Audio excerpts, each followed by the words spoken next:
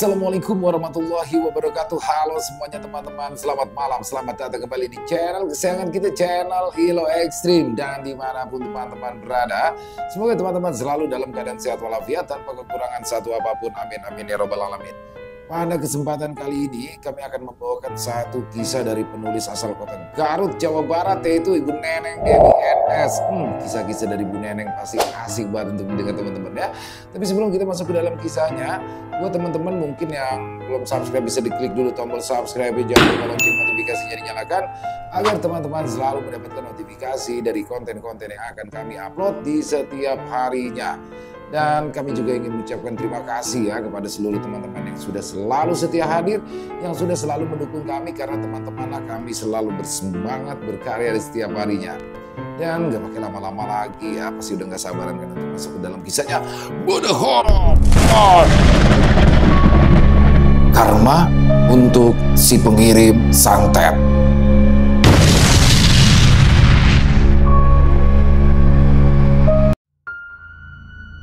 Wanaraja, Garut, sekitaran tahun 1984.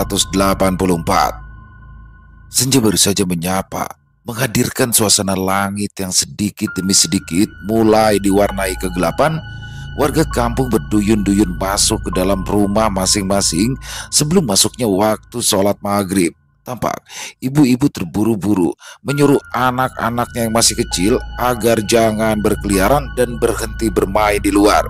"Ayo, kalian cepat masuk ke dalam rumah, nanti ada sandikala," kata seorang ibu muda yang sedang menggendong bayinya yang masih merah. Lalu ibu itu menggamit tangan anak yang masih kecil menuju rumah mereka yang tidak jauh dari tempat anak-anak bermain.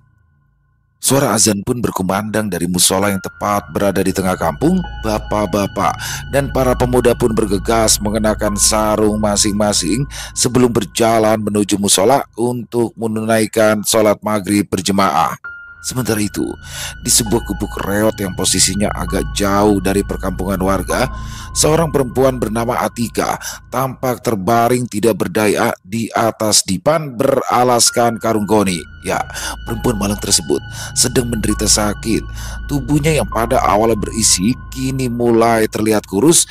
Penyakit aneh yang diderita Atika sejak 2 bulan yang lalu sedikit demi sedikit mulai menggerogoti kesehatan, juga perlahan merenggut kecantikannya. Awalnya, Atika adalah perempuan yang sehat dengan postur tubuh tinggi dan langsing serta tubuh berisi, rambutnya indah hitam tergerai. Penampilannya yang sangat sederhana, tanpa polesan pupur dan lipstik, sama sekali tidak mengurangi aura kecantikan alami yang terpancar dari dirinya. Meski perempuan muda berusia 23 tahun itu sudah syah menjadi istri Jajang sejak 6 bulan yang lalu, namun tidak sedikit laki-laki hidung belang, baik yang masih bujangan maupun yang sudah beristri, mengagumi kecantikan Atika. Tidak jarang mereka suka melontarkan pujian, bahkan godaan-godaan nakal kepada Atika. Akan tetapi Atika yang dibesarkan oleh orang tua yang memegang teguh pada agama sama sekali tidak tertarik, bahkan cenderung mengabaikan semua godaan tersebut. Atika tetap setia kepada Jajang, meski banyak laki-laki yang menawarkan kehidupan mewah asal ia mau meninggalkan suaminya itu. Kecantikan dan keindahan fisik yang dimiliki Atika juga berhasil membuat teman-temannya sesama perempuan yang masih berstatus gadis jadi iri dengki. Begitu juga dengan ibu-ibu yang takut jika suami mereka berpaling karena ikut-ikutan tertarik pada kecantikan Atika, turut membenci Atika. Mereka pun selalu bergunjing tentang Atika yang dikatakan so cantik dan suka mencari perhatian para lelaki. Bahkan saat Atika akhirnya memutuskan untuk menerima pinangan Jajang, pemuda miskin tetangganya malah membuat Atika menjadi cibiran orang-orang yang ingin menjatuhkan dirinya. Hal itu sempat membuat gadis itu jatuh sakit karena mulai tidak tahan selalu dijadikan objek gibahan ibu-ibu di kampung. Untunglah, saudara sepupu Atika yang bernama Sumira selalu menjadi garda terdepan yang akan membelanya. Sumira akan langsung melabrak orang-orang yang berani menjelek-jelekan Atika, seperti siang itu saat Sumira mengajak Atika untuk makan nasi liwet di kebun milik kedua orang tuanya. Tanpa sengaja, mereka berpapasan dengan dua orang bapak-bapak yang sedang istirahat di saung dekat sawah yang mereka garap. Sepertinya mereka sedang menunggu istri masing-masing mengantarkan makan siang, karena saat itu setiap menjelang zuhur memang bertepatan dengan jadwal makan siang. Tiba-tiba saja salah seorang bapak-bapak yang bernama Pak Karta mencolek lengan rekannya yang bernama Pak Husni saat ia melihat Sumira dan Atika lewat di depan mereka. "Punten bapak-bapak, kami ikut lewat," kata Atika dengan sopan. Ya, saat itu salah satu adab yang masih dipakai masyarakat adalah dengan bilang permisi ketika melewati jalan yang ada orang lain di sana. Ada Neng Atika. Makin cantik aja sih Neng. Sini atuh mampir dulu ngobrol-ngobrol. Tiba-tiba saja Pak Karta melayangkan godaan ke arah Atika. Pak Husni yang berada di samping Pak Karta ikut-ikutan menebar senyum nakal. "Iya tuh Neng, capek kita berdua pasti akan langsung hilang kalau ngelihat Neng Atika yang cantik, ya kan Karta?" tanya Pak Husni yang spontan disambut anggukan oleh Pak Karta. Namun Atika yang tahu kalau Cedede, istri dari Pak Karta, orang yang galak dan cemburuan, tidak menanggapinya. Atika malah makin mempercepat langkah, diikuti oleh Sumira yang berada di belakangnya. Saking terburu-burunya, kaki kanan Atika sampai tak sengaja membentur sebuah batu yang ujungnya runcing. Tubuh gadis itu pun sempoyongan, hampir kehilangan keseimbangan. Untunglah, dengan sigap, Sumira segera menangkap pinggang sang sepupu dengan kedua tangannya hingga tubuh Atika tidak sampai terjebur ke dalam sawah. "Hati-hati Atika, untung kamu gak sampai jatuh. Bisa kotor itu baju sama badan kamu kena lumpur sawah," kata Sumira. "Iya maaf, tadi teh saya kurang hati-hati. Jalannya licin sekali teh Sumi," saut Atika yang merasa lega karena tadi Sumira sudah membantunya. Salah sendiri. Itu mah gara-gara Neng Atikanya yang sombong. Ditawarin mampir dulu di sini malah ngeloyor pergi begitu aja, celetuk Pak Karta yang sepertinya merasa kesal karena tadi Atika tidak mengacuhkan ajakannya. Sumira yang tidak terima Atika disalahkan langsung berjalan menghampiri Pak Karta di saung miliknya. Pak, hati-hati dong kalau bicara. Jangan sembarangan. Atika itu sepupu saya. Dia bukan gadis nakal. Dan dia juga udah punya suami. Jangan seenaknya dong gangguin istri orang," tegur Sumira dengan memasang wajah galak ke arah Pak Karta. Gembrot, kamu jangan ikut-ikutan ya. Saya itu nggak ngajak kamu. Sudah sana pergi. Rusak pemandangan aja kamu, cibir Pak Husni yang ikut mendukung Pak Karta. Sumira yang tidak terima diejek oleh keduanya refleks mengambil lumpur setengah kering yang ada di pematang sawah, kemudian melemparkannya ke arah Pak Karta dan Pak Husni secara bergantian dan tepat mengenai pakaian mereka. Tentu saja hal ini membuat keduanya menjadi semakin murka pada Sumira. Bukannya merasa takut, Sumira malah makin beringas. Ia mencabut beberapa benih padi yang sudah mulai tumbuh, kemudian hendak melemparkannya ke arah wajah dua laki-laki yang memang dikenal hidung belang tersebut. Atika yang tidak mau Sumira jadi punya masalah baru dengan kedua orang itu, gara-gara membelanya segera menarik tangan Sumira. "Udah tuh Teh Sumi, jangan diladenin. Lebih baik kita segera pergi ke kebun.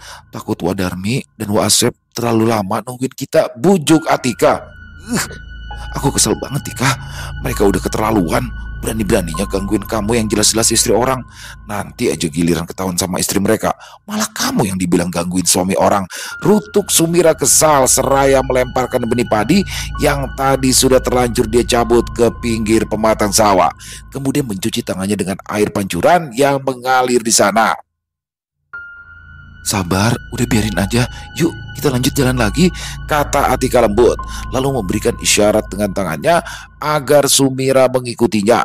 Sumira pun manut, meski sempat berpaling ke arah Pak Karta dan Pak Husni dengan tatapan galak. Ya, Sumira usianya 5 tahun di atas Atika, namun dia belum menikah karena belum ada laki-laki yang datang melamar meski usianya sudah hampir menginjak kepala 3. Meskipun wajahnya tidak secantik Atika dan tubuhnya bongsor, tapi Sumira berhati baik. Sumira sangat dekat dengan Atika, hingga tidak jarang Atika juga selalu menjadikan Sumira sebagai tempatnya berbagi cerita. Mereka berdua juga sering menghabiskan waktu bersama. Saat Atika masih belum berstatus istri Jajang, Sumira selalu menasehati Atika agar jangan mendengarkan ucapan miring orang-orang yang iri dengan kecantikannya. Hal inilah yang membuat Atika merasa sangat beruntung memiliki kakak sepupu sebaik dan begitu perhatian seperti Sumira. Sampai akhirnya suatu kali Atika yang malam itu baru saja pulang membantu memasak tetangga desa sebelah yang sedang mengadakan hajatan hitanan, tiba-tiba dicegat oleh seseorang yang wajahnya ditutupi sarung. Atika yang saat itu ditemani oleh Sumira tentu saja ketakutan ketika orang yang tidak dikenal itu tiba-tiba saja sudah mengancam seraya mengacungkan sebilah badik ke arah tubuhnya orang itu, yang bila dilihat dari postur tubuh dan suaranya adalah seorang laki-laki, menyuruh Sumira pergi meninggalkan tempat itu. Kalau tidak, maka badik tersebut akan dia hujamkan ke tubuh Sumira. Sumira yang ketakutan tentu saja lebih memilih menyelamatkan nyawanya, lalu berlari tunggang langgang ke arah perbatasan desa. Wajah Atika berubah pucat saat laki-laki di depannya itu melepaskan sarung yang menutupi wajahnya. "Maka Danang," ucap Atika dengan bibir gemetar. Ya, Pak Danang adalah kepala desa yang sudah 2 kali terpilih untuk memimpin desa tersebut. Tidak heran bila kekayaan yang dimilikinya belum tertandingi. Sebagai orang paling kaya di desa itu, sempat ada desas-desus kalau semua kekayaan yang dimilikinya tersebut adalah hasil menilap bantuan dari pemerintah atau donatur yang rutin setiap tahun suka menyumbang untuk pembangunan desa. Akan tetapi semua itu hanyalah sebatas kabar angin yang berhembus sebentar kemudian menghilang tanpa jejak begitu saja. Kalau bila dilihat dari luar, penampilannya sangat agamis, taat beribadah, dan selalu santun, rasanya mustahil perbuatan melanggar itu dilakukan oleh Pak Danang. Rumah tangga dari Pak Danang juga harmonis bersama Ratmi istrinya, meski pernikahan keduanya yang sudah berlangsung hampir 20 tahun tak kunjung dikaruniai keturunan, namun tidak mengurangi kebahagiaan keduanya. Pak Danang sangat mencintai Ratmi istrinya, bahkan sudah membuatkan rumah bagus dan menghadiahkan ratusan hektar sawah untuknya sebagai tanda cinta. Maka malam itu Atika bingung bercampur kaget. Kenapa tiba-tiba saja Pak Danang mencegatnya? "Maafkan saya Atika, tapi saya sudah tidak bisa lagi menutupi perasaan ini. Saya ingin menjadikanmu istri kedua. Saya janji akan memberikan apapun yang kamu mau, asalkan kamu tinggalkan si Jajang yang kere itu," ucap Pak Danang tanpa berbasa-basi, langsung menyatakan tujuannya. Untuk beberapa saat Atika tercenung. Dia ingin sekali langsung memberi jawaban penolakan, tapi dia khawatir nanti di belakang hari akan ada efek tidak baik atas penolakannya itu. Apalagi Pak Danang bukanlah orang sembarangan. Dia adalah salah satu orang yang paling berpengaruh di lingkungan desa, bahkan kecamatan. Melihat Atika yang hanya diam membuat Pak Danang tidak sabar ingin segera mendapat jawaban. "Jawab Atika, saya butuh jawaban kamu sekarang." Suara Pak Danang mulai meninggi seakan sengaja hendak mengintimidasi Atika. Setelah mengumpulkan kekuatan, akhirnya Atika pun angkat bicara. "Maafkan saya Pak Kades, saya tidak mau mengkhianati apalagi meninggalkan Kang Jajang," sahut Atika dengan wajah yang masih tertunduk. Tentu saja jawaban Atika ini membuat Pak Danang tersinggung. Dia tidak biasa mendapatkan penolakan. Baiklah kalau begitu. Pastikan kau tidak menyesal sudah salah dalam mengambil keputusan. Kau harus terima akibatnya. Ingat itu," tandas Pak Danang yang dengan emosi segera meninggalkan tempat itu dengan langkah-langkah panjang menerobos gelapnya malam. Tak lama kemudian, Jajang datang bersama Sumira. Rupanya Sumira yang sangat mengkhawatirkan kondisi Atika tidak langsung pulang ke rumahnya, melainkan langsung ke rumah Jajang untuk memberitahukannya kalau ada orang jahat yang tadi hendak berbuat jahat kepada Atika. Dengan tergopoh-gopoh, Jajang menyusul sang istri sambil membawa lampu petromak untuk menerangi jalan. Sumira pun berjalan di samping Jajang sebagai penunjuk jalan. "Atika, kamu nggak apa-apa?" tanya Jajang yang masih terlihat cemas. Atika memaksakan sebuah senyuman. "Alhamdulillah, Kang. Kamu nggak terluka kan?" tanya Jajang lagi. Bahkan untuk memastikan kalau sang istri tidak kenapa-napa, Jajang sampai memutar tubuh Atika takut ada luka atau sejenisnya. "Saya nggak apa-apa, Kang. Akang gak usah khawatir," kata Atika mencoba meyakinkan Jajang kalau dia baik-baik saja. Kali ini giliran Sumira yang keheranan melihat Atika. "Atika, kamu teh yakin gak apa-apa? Terus tadi laki-laki yang wajahnya ditutupin sarung kemana? Tadi saya jadi ancam pakai badik," tanya Sumira. "Orangnya udah pergi," saut Atika singkat. Jajang dan Sumira saling pandang. Keduanya masih terlihat bingung dengan Atika yang bersikap seperti tidak terjadi apa-apa dengannya. "Sudah, nggak usah perlu bingung. Yang penting orang jahat itu sudah pergi dan saya baik-baik aja. Ayo pulang, saya udah ngantuk." Atika mengakhiri kalimatnya dengan berjalan mendahului Jajang dan Sumira. Mau tak mau, mereka pun akhirnya menyusul Atika yang sudah beberapa langkah di depan keduanya. Namun, setiap kali Jajang minta Atika untuk menceritakan apa yang sebenarnya terjadi padanya malam itu, Atika malah lebih memilih bungkam. Jajang pun sampai bosan mengulangi pertanyaan yang sama. Namun kembali sang istri hanya diam seribu bahasa. Hal yang sama juga dilakukan Atika terhadap Sumira yang masih penasaran dengan peristiwa malam itu. Bagi Atika, biarlah dia simpan sendiri cerita malam itu. Demi kebaikan semua orang, Sumira sebenarnya sangat kecewa karena baru kali ini Atika tidak mau terbuka padanya. Sampai akhirnya Sumira menghargai keputusan Atika dan tidak lagi memaksanya untuk bercerita. Hal itulah yang membuat Atika merasa bersyukur dikelilingi keluarga yang begitu memahami dirinya, salah satunya Sumira. Sampai akhirnya 2 hari setelahnya, malam itu Atika sedang tertidur lelap di samping Jajang. Tepat pukul 12 tengah malam, tiba-tiba saja Atika merasa kesulitan untuk bernafas. Dia merasakan seperti ada sesuatu yang berat sedang menindih tubuhnya. Tubuhnya juga terasa seperti terkunci sehingga sulit sekali untuk digerakkan. Mulut Atika sudah menggap-menggap, ingin berteriak memanggil suaminya, tapi suaranya sama sekali tidak keluar. Tidak sampai di situ, Atika merasakan seperti ada tangan tak terlihat sedang mencoba menarik sesuatu dari atas ubun-ubunnya. Saking kerasnya ditarik rambut panjang Atika sampai ada yang ikut tercabut, hingga perempuan muda itu sampai berteriak kesakitan. Namun kembali suaranya tidak keluar, hanya linangan air mata yang menjadi saksi bisu kalau saat itu Atika benar-benar merasakan rasa sakit yang belum pernah ia bayangkan sebelumnya. Tak lama kemudian, muncullah 2 sosok kerdil yang hanya memakai jawat dari sebuah benda mirip lorong berwarna hitam yang berputar-putar. Rambut mereka gimbal, gigi mereka berbentuk runcing seperti taring, dan ada sebuah tanduk kecil di tengah-tengah kening kedua sosok tersebut.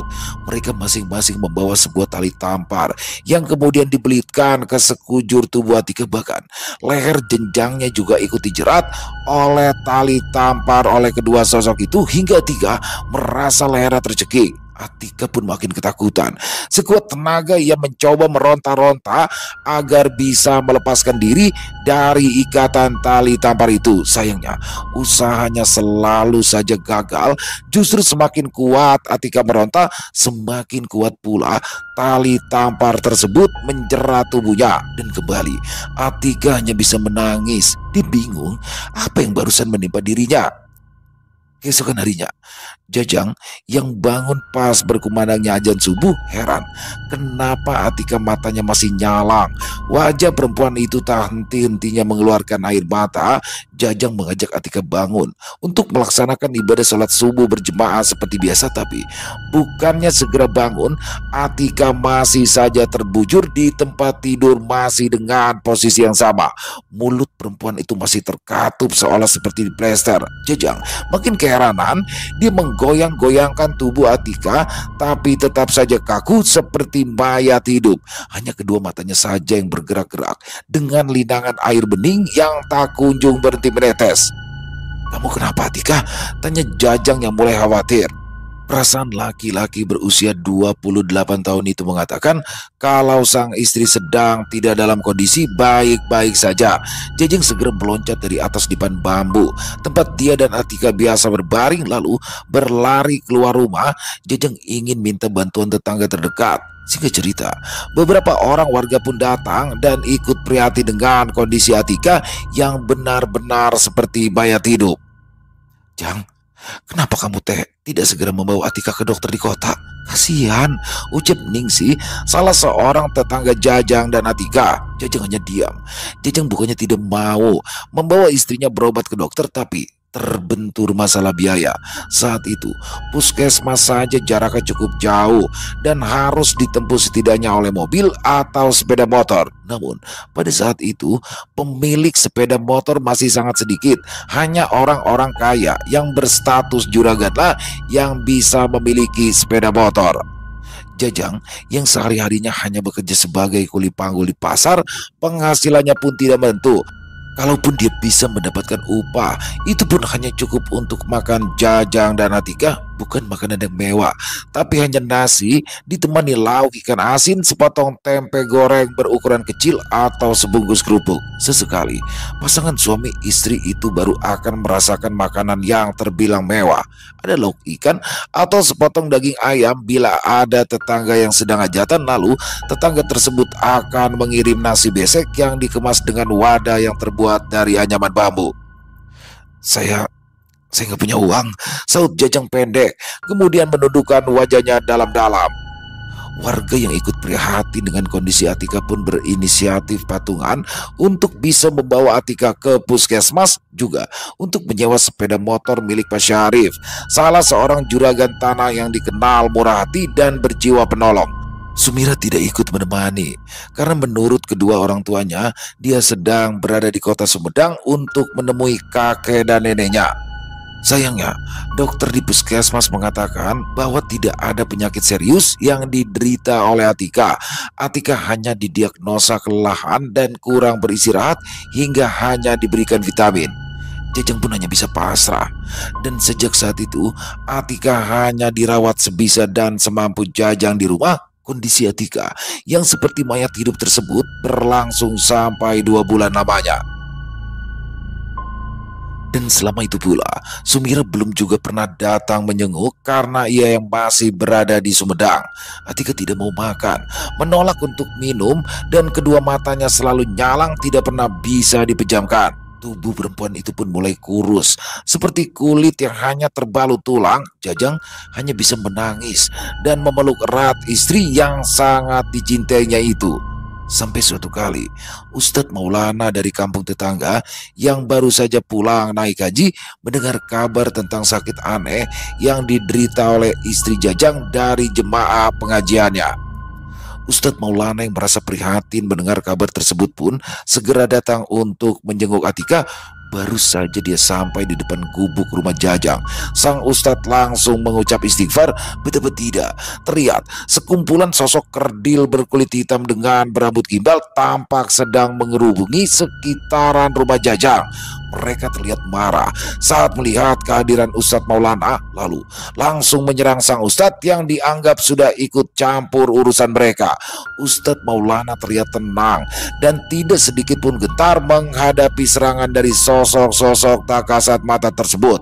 beliau refleks memutar-mutar tasbih kayu baboa yang sedang dipegangnya itu seraya melantunkan zikir. Kemudian dengan sigap dan dengan gerakan yang gesit, tasbih tersebut dipukulkan oleh Ustadz Maulana ke anggota badan setiap sosok gimbal yang mencoba menyerangnya dengan membabi buta. Ajaib, meski pukulan tasbih kayu baboa itu terlihat tidak terlalu keras, namun sanggup menjatuhkan satu persatu sosok gimbal tersebut.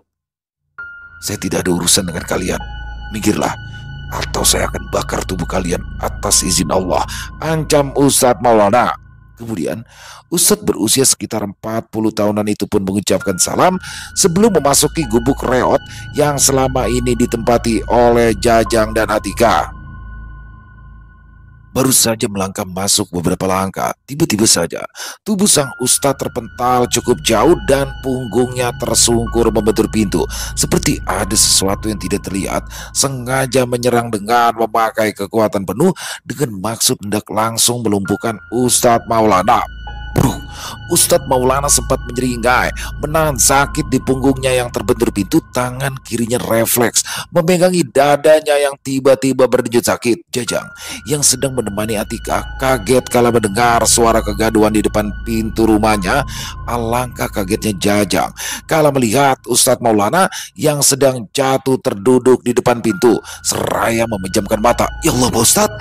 Bekik Jajang yang spontan berlari ke arah beliau. Namun tiba-tiba saja Ustadz Maulana memberi isyarat dengan tangan kanannya agar Jajang jangan mendekat. Tapi sayang, peringatan tersebut terlambat. Tubuh Jajang tiba-tiba sudah berputar-putar ke atas bak baling-baling. Tak lama kemudian, tubuh Jajang dihempaskan ke lantai rumahnya yang masih beralas tanah. Brak! Tubuh Jajang pun terjatuh dengan telak mengenai tanah. Darah mengucur dari kepalanya yang terluka. Laki-laki itu sempat melenguh sebentar sampai akhirnya jatuh pingsan. "Hentikan, kenapa kau siksa laki-laki itu? Hadapilah aku lawan yang sepadan untukmu," tegur Ustadz Maulana yang sepertinya sudah bisa menetralisir kondisi tubuhnya. Pandangan sang ustadz kini tertuju ke arah bayangan berwarna merah yang sejak tadi berdiri tepat di pintu kamar Atika. Perlahan bayangan itu berubah wujud menjadi sesosok perempuan cantik berkebaya merah dengan sebuah sunting berwarna kemasan di atas sanggulnya. Rupanya sosok itulah yang tadi sudah menyerang Ustadz Maulana sekaligus membuat Jajang jadi jatuh pingsan dengan kondisi kepala terluka. "Kau jangan coba-coba mengaturku, wahai manusia. Pergilah, tinggalkan tempat ini sebelum aku ambil sukmamu dan aku jadikan budak di alamku," ancam sosok perempuan itu dengan suara garang dan serak yang terdengar begitu mengintimidasi. "Jangan sombong kau makhluk hina.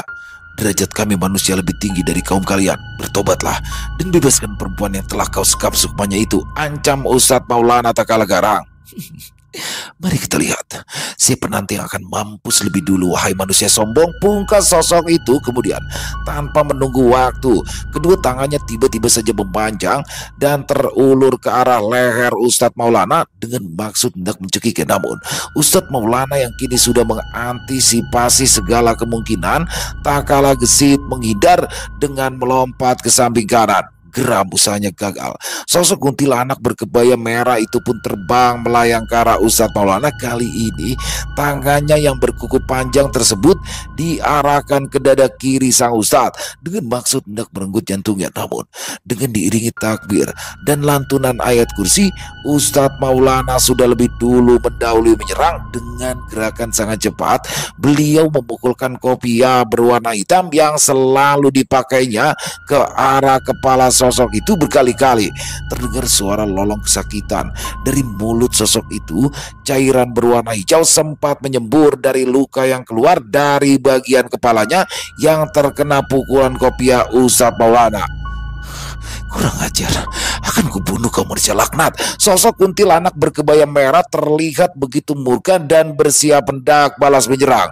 "Atas izin Allah, musnahlah kau jin penebar kesesatan. La haula wala quwata illa billah," kata Ustadz Maulana yang kemudian kembali memutar-mutar tasbihnya diiringi lantunan zikir. Kali ini dihantamkan kedua tangan sosok kuntilanak berkebaya merah tersebut. Tras, di luar dugaan, kedua tangan sosok itu yang sempat memanjang akhirnya putus di bagian tengah lalu jatuh ke lantai tanah. Disusul kembali terdengar suara jerit kesakitan sosok itu bertepatan dengan tubuhnya yang ambruk ke lantai menimbulkan suara berdebum. Tolong, tolong jangan musnahkan aku. Aku hanya disuruh seseorang untuk membuat perempuan itu seperti mayat hidup.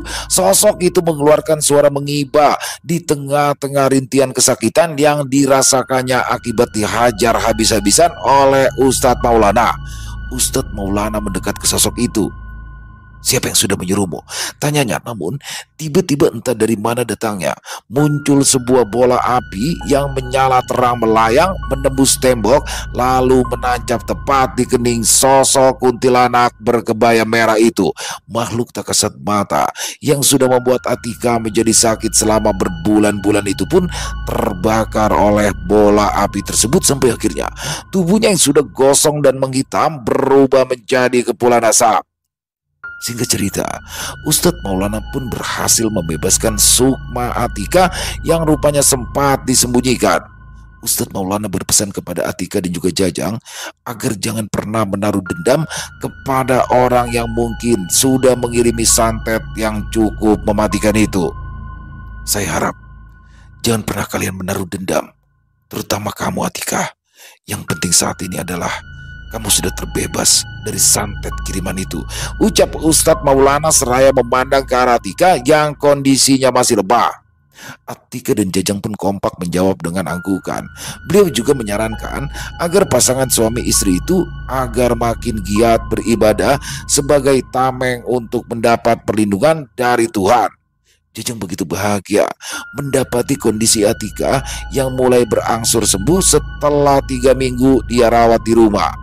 Atika yang kini sudah bisa beraktivitas dengan normal masih penasaran tentang siapa pelaku yang tega menyantet dirinya. Atika curiga pada Padanang karena beberapa bulan yang lalu dialah yang sudah terang-terangan mengancamnya gara-gara cintanya ditolak Atika. Saat Atika menyampaikan kecurigaan tersebut kepada Jajang, tentu saja Jajang kaget. Jajang tidak terima kalau istrinya hendak dibuat celaka oleh orang yang seharusnya menjadi panutan bagi marga sekitarnya. Jajang dengan jantan mendatangi rumah Padanang di rumah mewahnya. Bahkan di sana juga ada Bu Ratmi, istri dari Padanang, yang saat itu sedang menemani sang suami menikmati segelas minuman bajigur hangat dan kacang tanah rebus. Tapi Padanang menolak mentah-mentah tuduhan dari Jajang yang ia anggap sebagai fitnah. Padanang dengan jujur mengakui ia memang sempat tertarik akan kecantikan istri dari Jajang itu. Awalnya dia memang sakit hati bercampur kesal ketika keinginannya untuk memiliki Atika ditolak mentah-mentah oleh gadis itu.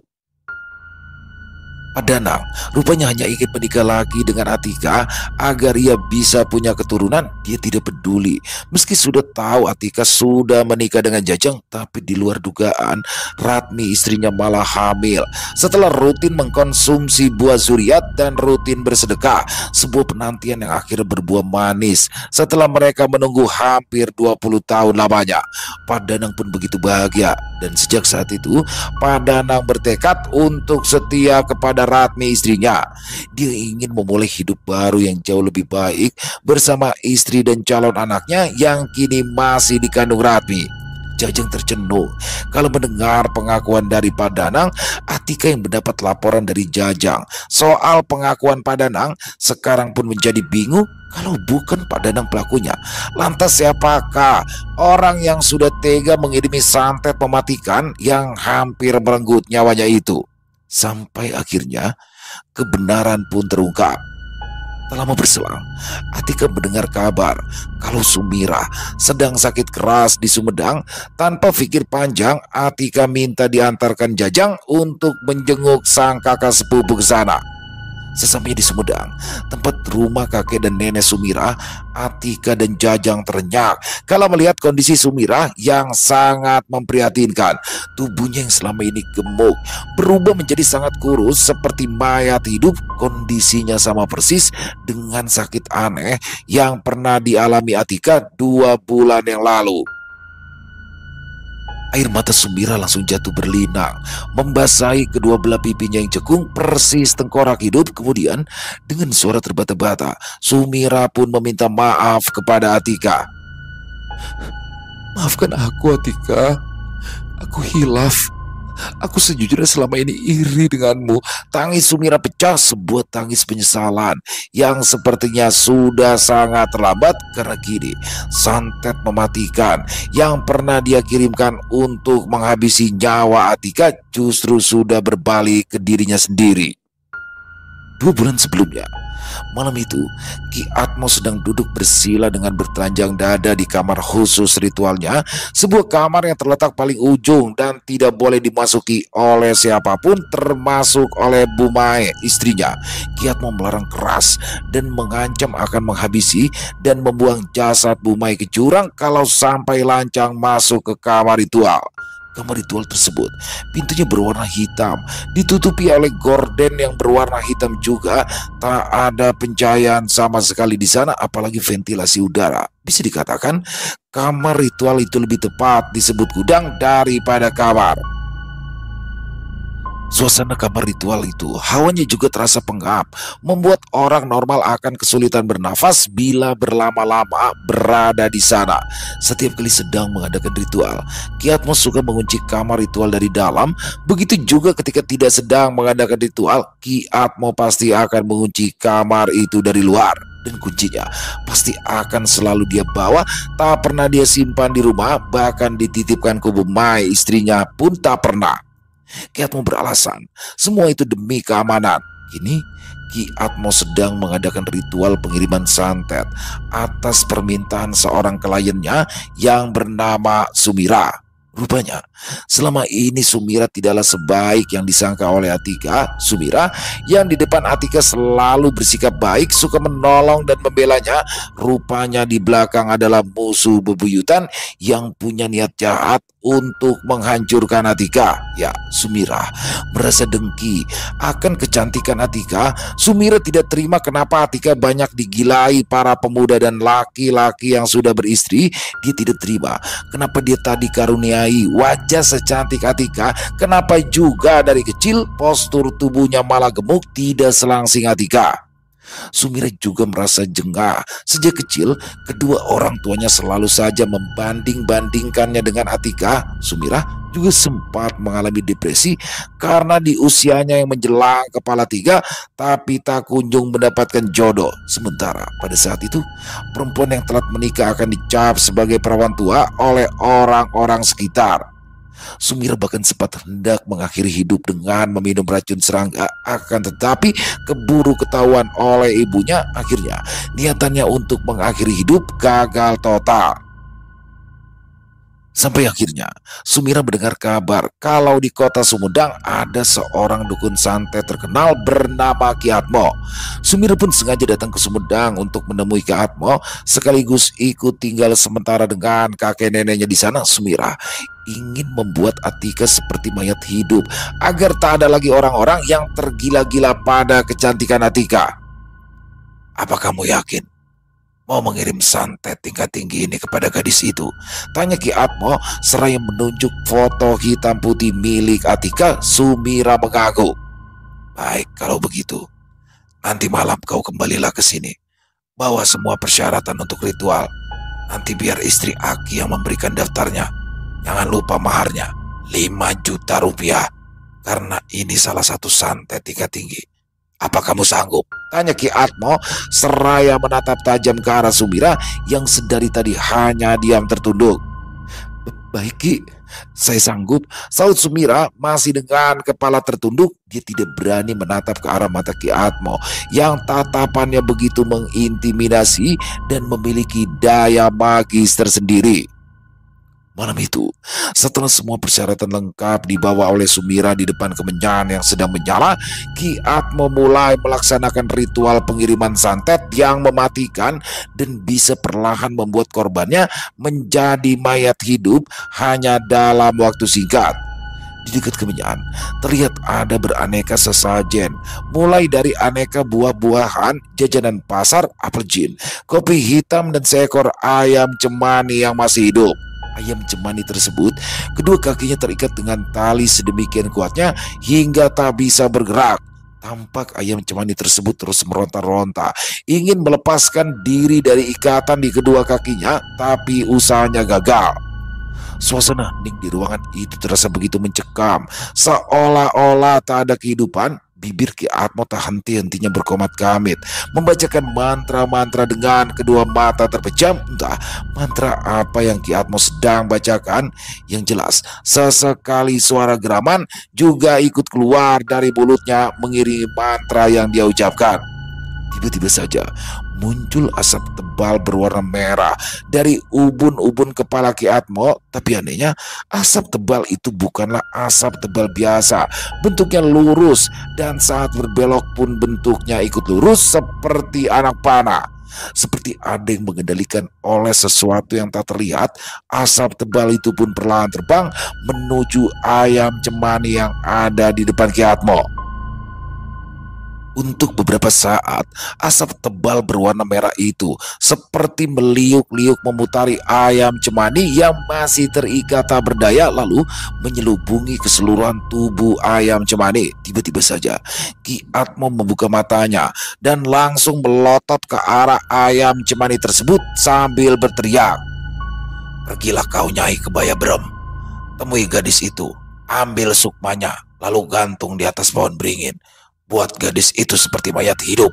Teriak Ki Atmo seraya dilanjutkan komat kamit kembali membacakan mantra. Namun kali ini dengan memandang lekat ke arah ayam cemani, disusul kemunculan sosok perempuan cantik memakai kebaya merah dengan tatapan matanya yang dingin dan bengis tersenyum tipis ke arah Ki Atmo. Dan hanya dalam hitungan sepersekian detik, ayam cemani tersebut seperti terangkat ke atas, dibungkus oleh kepulan asap merah. Ayam cemani yang masih terikat itu diputar-putar seperti gasing tapi berada di udara untuk mempercepat prosesnya. Ki Atmo juga mengutus jin anak buahnya yang berwujud sosok kerdil berambut gimbal untuk mengikat tubuh Atika secara gaib. Sumira yang melihat semua itu ikut bergidik ngeri, akan tetapi Sumira yang sudah terlanjur dibutakan oleh rasa dengki yang sudah tersimpan rapat selama bertahun-tahun, merasa sudah terlanjur mengambil keputusan dan dia tidak mungkin menarik kembali keputusan yang sudah diambilnya. Aku harus tega, salah sendiri. Kenapa Atika selalu jadi duri dalam kehidupanku? Dia bahkan sudah merebut dan memiliki Kang Jajang, laki-laki yang sudah lama aku cintai. Gumam Sumira dalam hati dengan memasang senyum sinis saat membayangkan kalau Atika sudah meninggal, maka dialah yang akan menggantikan posisi Atika sebagai istri Jajang. Sumira sudah benar-benar merencanakan semuanya dengan detail. Sumira tahu betul Jajang tidak pernah punya rasa cinta padanya selama ini, hanya menganggapnya sebagai teman kecil belaka. Namun Sumira sudah bertekad, setelah berhasil menyingkirkan Atika, dia akan mencari dukun sakti yang memiliki pelet paling ampuh agar Jajang jadi tergila-gila padanya. Namun saat Ustadz Maulana datang dan dengan ikhlas membantu menyembuhkan santet yang diderita oleh Atika, dan beliau berhasil melumpuhkan sosok kuntilanak berkebaya merah yang jadi salah satu jin perewangan Ki Atmo, keadaan kini berbalik. Santet tersebut kini malah menghantam Sumira hingga membuatnya berada di posisi pesakitan, persis seperti yang pernah dialami oleh Atika. Pertolongan Tuhan untuk Atika lewat Ustadz Maulana juga sudah menghancurkan semua rencana jahat yang sudah disusun oleh Sumira. Namun akhirnya nasib tragis juga ikut menimpa Ki Atmo yang kalah beradu kekuatan dari jauh dengan Ustadz Maulana. Istrinya menemukan Ki Atmo sudah tewas dengan dada bolong seperti habis terbakar sesaat setelah Ustadz Maulana berhasil melumpuhkan sosok kuntilanak berkebaya merah. Semua pengakuan Sumira sempat membuat Jajang murka sampai hendak menghajar tubuh perempuan yang sudah terbaring tidak berdaya itu. Untunglah Atika bisa refleks menenangkan suaminya dan menyuruhnya beristighfar. Jahat sekali kamu Sumi. Aku tidak menyangka kalau hatimu ternyata sebusuk itu, kata Jajang dengan geram setelah mendengar penuturan Sumira. Aku menyesal, ratap Sumira. Sudah, jangan diingat-ingat lagi. Aku sudah memaafkan kamu, Temira. Sekarang yang harus kita pikirkan bagaimana caranya supaya kamu sembuh ya, saut Atika yang matanya juga ikut sembab karena tak tega melihat kondisi Sumira. Air mata semakin deras membanjiri pipi Sumira. Dia tidak menyangka Atika benar-benar berhati malaikat. Sepupunya itu bukan hanya cantik fisik, tapi hatinya juga tak kalah cantik, sebab sudah mau dengan ikhlas memaafkan kesalahannya. Malam itu, Atika dan Jajang hendak pamit, ingin kembali pulang ke Garut. Keduanya pun sudah memaafkan kesalahan Sumira dan kembali menemui Sumira untuk berpamitan. Namun, alangkah terkejutnya saat mereka melihat kakek dan nenek Sumira sedang menangis sesenggukan di samping ranjang Sumira. Kini, perempuan itu sudah benar-benar tidak berdaya menghadapi santet mematikan. Kedua tangannya tampak terkulai ke bawah, jantungnya sudah berhenti berdetak. Sumira akhirnya menyerah saat maut akhirnya menjemput, namun sebuah senyum terukir di bibirnya. Sepertinya Sumira sudah ikhlas dipanggil oleh Sang Maha Kuasa karena sudah mendapat maaf dari Atika. Selesai. Wow, luar biasa kisah dari Bu Nenek. Plot twist ya. Ternyata pelakunya adalah orang terdekatnya sendiri, orang yang selama ini mendampingi, orang yang selama ini membela Atika ya. Ternyata Sumira. Itu dia adalah pelakunya dan itu didasari atas dendam yang sudah lama ya. Jadi memang ada sih beberapa orang yang mungkin mengalami seperti Sumira ya, dibanding-bandingkan dengan saudaranya, baik dari mungkin fisik ataupun ya pokoknya banyak lah ya. Apalagi Sumira kan digambarkan di sini bagaimana dia sosoknya jauh berbeda dengan Atika lah ya. Jadi dari kecil tuh udah merasa kesal dan puncaknya adalah ketika Atika menikah dengan Jajang, teman masa kecilnya yang juga teman masa kecil dari Sumira, tapi padahal Sumira menyimpan rasa kepada Jajang dan rencananya nanti apabila Atika sudah tiada, dia masuk menggantikan posisi Atika. Ada aja Sumi. Di sini luar biasanya bagaimana seorang Atika ya ketika sudah merasakan penderitaan yang luar biasa, bahkan hampir meninggal ya. Di sini dia masih bisa memaafkan Sumi. Jadi dengan tulus dan ikhlas dia memaafkan apa yang sudah dilakukan Sumi terhadap dirinya, dan itu mempermudah Sumi dalam akhir hidupnya. Dan sempet ini ya seujon sama Pak Kades Danang nih ya. Keren banget Bu Neneng kisahnya ya. Luar biasa. Ditunggu lagi Bu Neneng kisah-kisah selanjutnya, dan semoga teman-teman para pecinta penikmat horor terhibur dengan kisah barusan, terutama para subscriber dari channel Ilo Extreme. Buat yang punya komentar lain, buat yang punya pendapat lain, bisa menuliskan di dalam kolom komentar ataupun hanya sekedar saling menyapa. Insya Allah kami akan menjawab satu persatu. Jadi dalam pembalasan komen agak-agak telat dikit balasnya, nggak apa-apa teman-teman ya, karena akan banyak, tapi kami tetap berusaha, kami tetap berupaya untuk semuanya kami balas. Jadi begitu teman-teman. Dan oh ya, buat teman-teman yang suka dengan videonya bisa diklik tombol like atau boleh juga dong di-share link videonya ke teman-teman yang lain, ke saudara-saudaranya yang lain, agar juga ikut terasa terhibur. Dan sekali lagi buat teman-teman mungkin yang baru bergabung atau yang udah lama bergabung tapi lupa ternyata belum subscribe, diklik dulu tombol subscribe. Dan jangan lupa lonceng notifikasinya dinyalakan agar teman-teman selalu mendapatkan notifikasi dari konten-konten yang akan kami upload di setiap harinya. Dan untuk channel Ilo Extreme ini kami upload setiap hari teman-teman ya, setiap malam jam 7 malam waktu Indonesia bagian Barat. Oh ya, buat teman-teman yang mungkin punya kisah horor misteri ya, yang diangkat dari kisah nyata berdasarkan pengalaman pribadi, apabila mungkin berkenan dibawakan di channel kami, silakan bisa mengirimkannya ya ke nomor telepon kami yang ada di bawah sini, dan bebas dalam pengirimannya, terserah teman-teman ya, mau dalam bentuk ketikan atau tulisan boleh, mau dalam bentuk rekaman suara boleh atau audio, senyamannya teman-teman aja, kirimin aja langsung ke nomor WA kita. Buat teman-teman yang sudah mengirimkan kisah, kami ucapkan terima kasih. Dan di akhir kata saya Ilo mengucapkan permohonan maaf apabila mungkin dalam pembawaan kisahnya ada kata-kata saya yang salah ataupun ada kata-kata saya mungkin yang kurang berkenan. Saya mohon dibukakan pintu maaf yang seluas-luasnya. Sampai berjumpa lagi di konten-konten kami selanjutnya yang pasti tidak kalah ngerinya, yang pasti tidak kalah seramnya, masih bersama saya Ilo di channel Ilo Extreme. Salam sehat, sukses selalu untuk kita semua. Assalamualaikum warahmatullahi wabarakatuh.